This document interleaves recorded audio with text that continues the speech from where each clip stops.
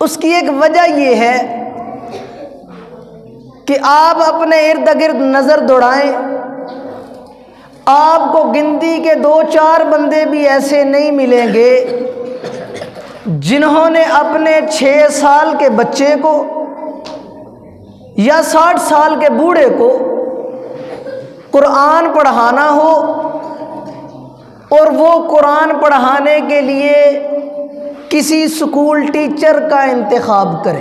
کیا کہنا، ماشاءاللہ۔ ایسا بندہ آپ کو کوئی نہیں ملے گا جس نے اپنے بچے کو قرآن پڑھانا ہو اور وہ قرآن پڑھانے کے لیے کسی پروفیسر کا انتخاب کرے۔ ایسا بندہ نہیں ملے گا۔ بولو میرے ساتھ، ایسا بندہ نہیں ملے گا۔ جس نے اپنے بچے کو قرآن پڑھانا ہو اور وہ قرآن پڑھانے کے لیے کسی ڈاکٹر کا انتخاب کرے، ایسا بندہ بھی آپ کو نہیں ملے گا۔ جس نے اپنے بچے کو قرآن پڑھانا ہو اور وہ قرآن پڑھانے کے لیے کسی انجینئر پلمبر کا انتخاب کرے، ایسا بندہ بھی آپ کو۔ جب بھی کسی نے اپنے بچے کو قرآن پڑھانا ہو تو وہ کس کا انتخاب کرتا ہے؟ قاری صاحب کا۔ کس کا انتخاب کرتا ہے؟ وہ انتخاب کرتا ہے اس شخص کا جس کو قرآن آتا ہے۔ قرآن پڑھنا ہے نا، تو قرآن پڑھنے کے لیے وہ اس شخص کا انتخاب کرتا ہے جس کو قرآن آتا ہے۔ یہاں تک سارے مانتے ہیں کہ قرآن پڑھنے کے لیے ہمیں کس کے پاس جانا چاہیے؟ بڑے بھی مانتے ہیں اور چھوٹے بھی کہ قرآن پڑھنا ہے تو پھر سانو محلے دے، مسجد دے قاری صاحب، امام صاحب، مولوی صاحب دے کول جانا پینا۔ اب اگلی بات سمجھیں، یہاں تک بات ٹھیک ہے کہ ہم نے قرآن پڑھنا ہے اور کس کے پاس؟ اور جب ہم قرآن سمجھنے کی بات کرتے ہیں، جب ہم قرآن سمجھنے کی بات کرتے ہیں تو پھر کچھ لوگ سوشل میڈیا سے قرآن سمجھنا شروع کرتے ہیں۔ میری بات، یہ بڑے جتنے ساتھی بیٹھے ہیں یہ توجہ رکھیں۔ جب ہم نے قرآن پڑھنا تھا تو کون تھے؟ اب قرآن سمجھنا ہے تو کیا ہے؟ قرآن پڑھنا تھا تو قاری صاحب، قرآن سمجھنا ہے تو ڈاکٹر کا انتخاب۔ ٹھیک ہے؟ مجھے ایمانداری سے بتاؤ، ٹھیک ہے؟ قرآن پڑھنا تھا تو قاری صاحب، قرآن سمجھنا ہے تو انجینئر کا انتخاب۔ ٹھیک ہے؟ میں نے آپ کو یہ سمجھانا ہے کہ یہ اختلاف کیوں ہے۔ یہ جو امام کی مقتدیوں سے نہیں بنتی، مقتدی کی امام سے نہیں بنتی، استاد کی شاگرد سے نہیں بنتی، شاگرد کی استاد سے نہیں بنتی، بیٹے کی باپ سے نہیں بنتی، باپ کی بیٹے سے نہیں بنتی، اختلاف کیوں ہے؟ قرآن پڑھنا تھا تو قاری صاحب، قرآن سمجھنا ہے تو انجینئر کا انتخاب۔ ٹھیک ہے؟ اونچی آواز سے، ٹھیک ہے؟ قرآن پڑھنا تھا تو قاری صاحب اور قرآن سمجھنا ہے تو پروفیسر کا انتخاب۔ ٹھیک ہے؟ بھائی جب آپ نے قرآن محلے کے امام مسجد اور قاری صاحب سے پڑھا ہے تو پھر سمجھنا بھی انہی سے چاہیے نا۔ او بھائی سمجھنا بھی تو انہی سے چاہیے نا۔ ایک بندہ حج پہ چلا گیا، یہ بھائی ولید حج پہ چلا گیا، توجہ رکھو، یہ حج پہ چلے گئے، وہاں کسی انگریزی بولنے والے انگریز مسلمان سے دوستی ہو گئی۔ یہ انگریزی نہیں جانتے، وہ اردو نہیں جانتا، اس کو پنجابی نہیں آتی، ان کو انگریزی نہیں آتی۔ اب جب یہ وہاں دوستی ہو گئی، وہ اپنے گھر چلا گیا اور یہ یہاں پاکستان آ گئے۔ پاکستان آنے کے بعد ان کو اس انگریز نے میسج کیا انگلش میں،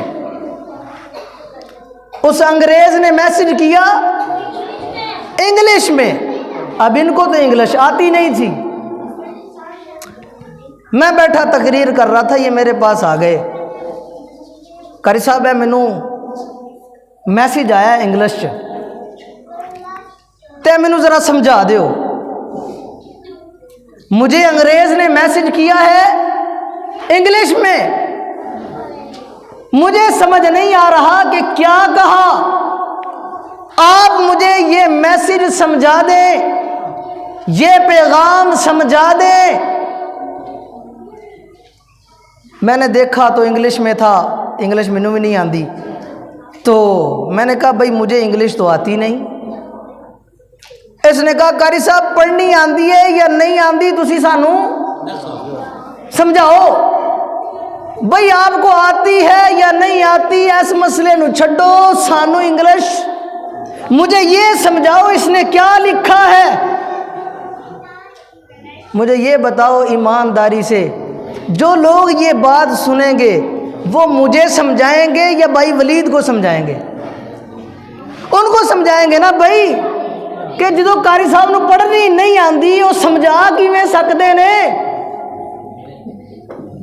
جب ایک بندے کو قرآن پڑھنا نہیں آتا، ڈاکٹر ہے، ایک بندے کو قرآن پڑھنا نہیں آتا، انجینئر ہے، ایک بندے کو قرآن پڑھنا نہیں آتا، وہ پروفیسر ہے، پھر وہ قرآن سمجھا سکتا ہے؟ ایڈی سوکھی گل بھی ہن تک سانوں سمجھ نہیں آئی۔ قرآن پڑھنا ہے تو محلے کے قاری صاحب، امام صاحب، اور سمجھنا ہے تو انجینئر سے۔ دین اتنا لاوارث ہے، یہ قرآن ہے قرآن۔ اور میں نے شروع میں عرض کیا تھا ھذا من فضل ربی، یہ میرے رب کا فضل ہے، وہ جسے چاہتا ہے عطا کر دیتا ہے، اور ہر کسی کو دیتا بھی نہیں۔ اور یاد رکھو کوئی زبردستی لے سکتا بھی نہیں۔ دنیا کا کوئی ہنر ہم نے سیکھنا ہو، کوئی کام سیکھنا ہو، ہم سیکھ سکتے ہیں، لیکن دین، شریعت، قرآن یہ ایسی نعمت ہے جو بندہ زبردستی حاصل نہیں کر سکتا۔ یہ اللہ اسی کو دیتا ہے جس کو سب میں سے چن لیتا ہے۔ ایک بہت بڑے عالم دین، چھوٹی سی بات عرض کر کے بات کو ختم کرتا ہوں، بہت بڑے عالم دین تقریر کرنے کے لیے، بیان کرنے کے لیے، اے ان کو چپ کرواؤ بھائی، یہ کون ہے؟ ماشاءاللہ سبحان اینو میرے کو کر لو، ادھر آ۔ ایک بہت بڑے عالم دین بیان کرنے کے لیے ایک جلسے میں گئے، تو ابھی اسٹیج پر نہیں پہنچے تھے کہ اسٹیج سے تلاوت قرآن کی آواز آ رہی تھی۔ کوئی بچہ تلاوت کر رہا تھا، اور تلاوت ایسے خوبصورت انداز میں کہ سننے والا سن کے پریشان ہو جائے، اور پھر وہ تلاوت بھی قرات عشرہ میں۔ اسی تے جنہیں بیٹھے ہیں یہ حضرات جو ہمارے مہمان ہیں، ان کو چھوڑ کر باقی جتنے ساتھی بیٹھے ہیں ان میں سے کسی کو بھی پتہ نہیں ہے، ان میں سے کسی کو بھی پتہ نہیں ہے بھائی، بس کریں چپ کر کے بیٹھے، بس ٹھیک ہے چھوڑ دیں۔ تو یہ جتنے ساتھی یہاں بیٹھے ہیں ان میں سے کسی کو بھی یہ پتہ نہیں کہ قرات عشرہ کیا ہوتی ہے۔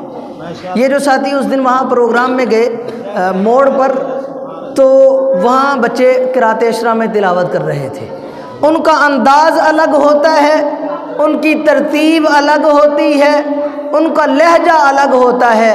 تو ایک بچہ تلاوت کر رہا تھا تو مولوی صاحب نے اس کی آواز سنی، بڑی خوبصورت تلاوت تھی، تو جیسے ہی تلاوت کی آواز سنی تو وہ مولانا صاحب فرمانے لگے کہ میرے دل میں یہ طلب پیدا ہوئی کہ میں اس بچے کو دیکھوں تو صحیح، یہ اتنا خوبصورت قرآن پڑھنے والا ہے کون؟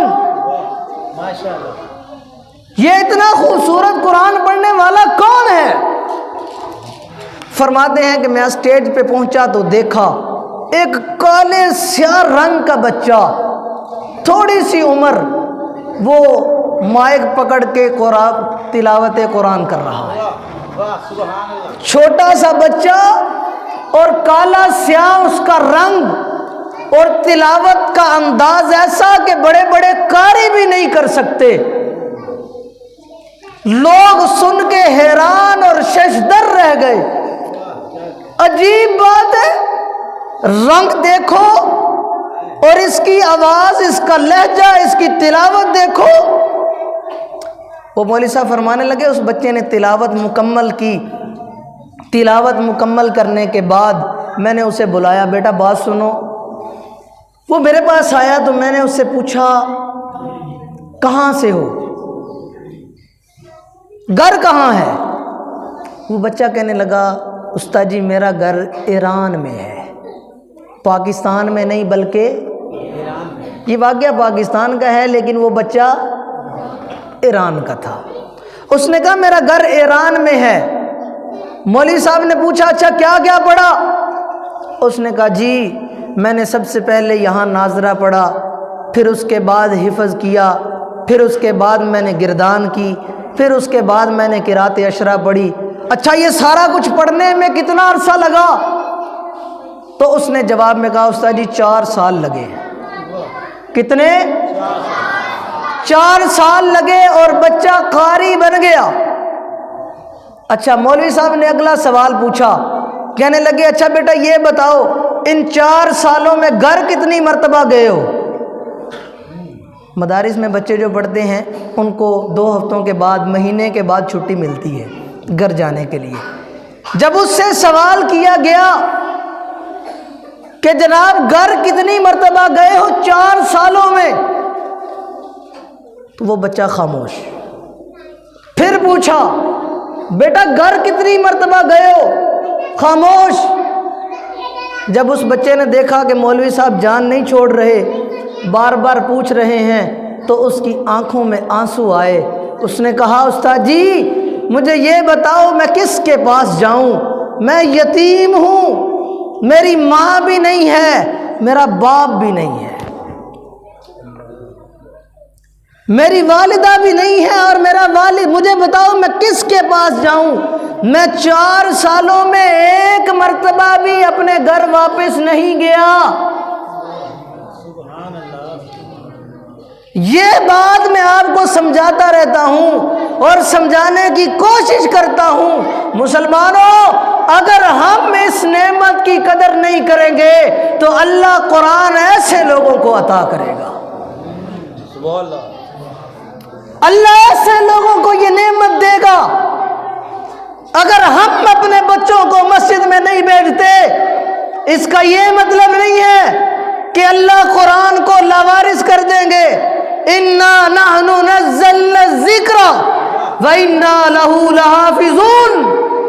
یہ فیصلہ میرا نہیں ہے، اللہ کا ہے، اور یہ طے کر دیا ہے کہ اللہ قرآن کی حفاظت فرمائے گا۔ ہم نہیں کریں گے، وہ اس طرح کے یتیموں سے کروائے گا، وہ یتیموں سے کروائے گا۔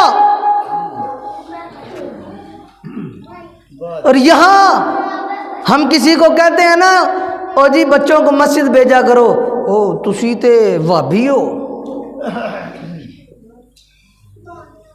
تسی تے فلانے ہو، ہم تو نہیں بھیجتے، قرآن صرف وہابیاں دے۔ یہ قرآن تو سب کا ہے نا۔ آپ کہہ سکتے ہیں کسی مسئلے میں اختلاف ہے، لیکن مجھے وہ مسلمان دکھاؤ جس کا قرآن میں اختلاف ہو، وہ بندہ تو لاؤ نا جس کا قرآن میں اختلاف ہو۔ اللہ نے یہ نعمت ہمیں دی اور ہم اس کی نہ قدری کر رہے ہیں۔ اگر اس مسجد میں اس منبر پر مولوی زبیر نہیں پڑھائے گا تو کیا خیال ہے مسجد لاوارث ہو جائے گی؟ اللہ کسی اور کو بھیجے گا، وہ دین کی خدمت نہیں کرے گا، اللہ کسی اور کو بھیجے گا، وہ نہیں کرے گا، اللہ کسی یتیم کو لا کے بٹھائے